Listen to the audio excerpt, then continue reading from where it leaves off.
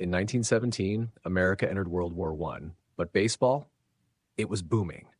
This was the year that shaped legends and stirred fans' hearts. Want to know what made this year so pivotal in the journey to baseball becoming America's favorite pastime? Well, grab your peanuts and Cracker Jacks because we're about to dive right in. First, let's take a quick look at America in 1917. The country was deep in the war effort, and baseball was a welcome distraction. The United States entered World War I on the Allied side in April 1917. Many in the U.S. preferred neutrality, but a variety of reasons brought the U.S. into the conflict. Despite the turmoil, fans were packing stadiums. Baseball offered an escape from the daily grind and gave people something to root for. The Boston Red Sox were the defending World Series champions.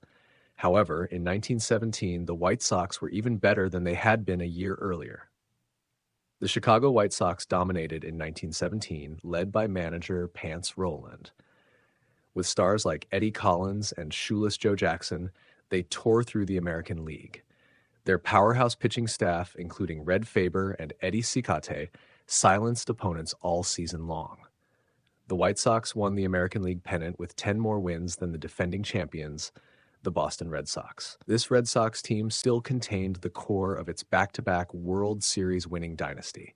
The Chicago White Sox winning the 1917 AL pennant shows their historical greatness. The White Sox stormed into the World Series.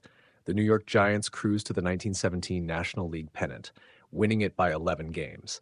The Giants went 14-8 against the Phillies that season, so the head-to-head record between the two teams decided the NL pennant. The White Sox had star power, but the Giants had balance and depth. The Giants allowed the fewest runs and scored the most runs in 1917.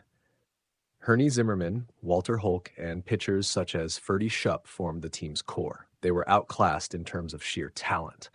Despite the talent gap, the 1917 World Series featured competitive games, stunning home runs, and controversy.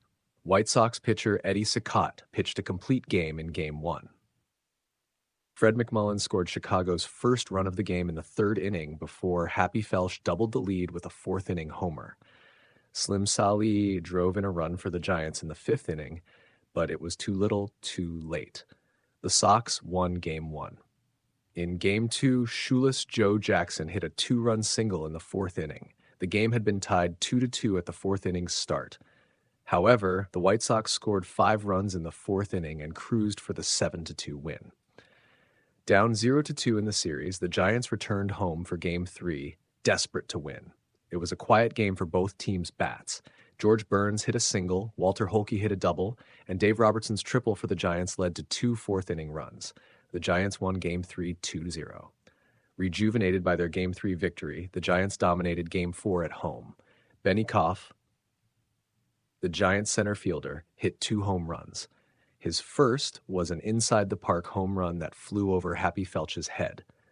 Dave Danforth relieved Red Faber on the mound for Chicago, but Koff hit his second home run off one of Danforth's pitches in the 8th inning. The Giants won 5-0 and tied the World Series. Reb Russell was the Sox's starting pitcher in Game 5, but Red Faber replaced Russell after the Giants' first 3 batters all reached base. Eddie Cicotte had a terrible third inning. His 3 errors led to a 4-1 Giants lead. However, the Sox rallied in the 7th inning and scored 3 runs to tie the game. Happy Felsch hit an RBI single off Giants relief pitcher Paul Parrott as Chicago took 8-5 lead in the 8th inning.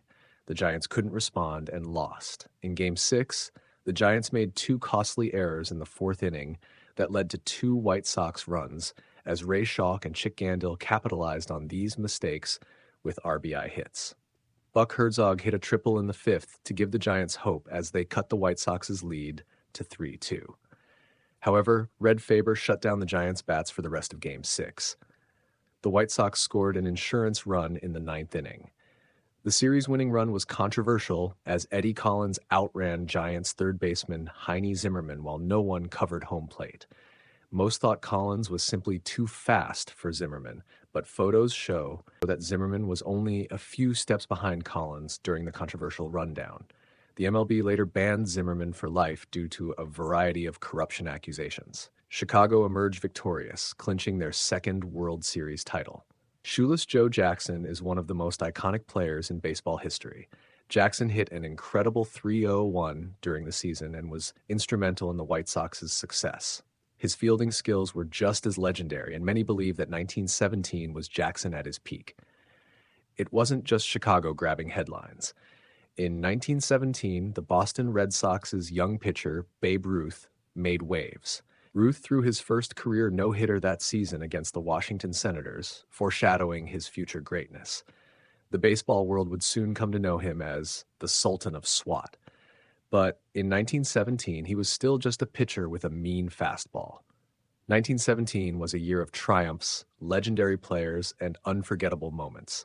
It's no wonder that this year stands as one of the key building blocks of baseball's transformation into America's favorite pastime. It was a year that sparked excitement, captured hearts, and made baseball an enduring symbol of hope and unity. If you enjoyed learning about baseball in 1917, like, comment, and subscribe for more episodes as we uncover how this great sport became America's pastime. See you next time.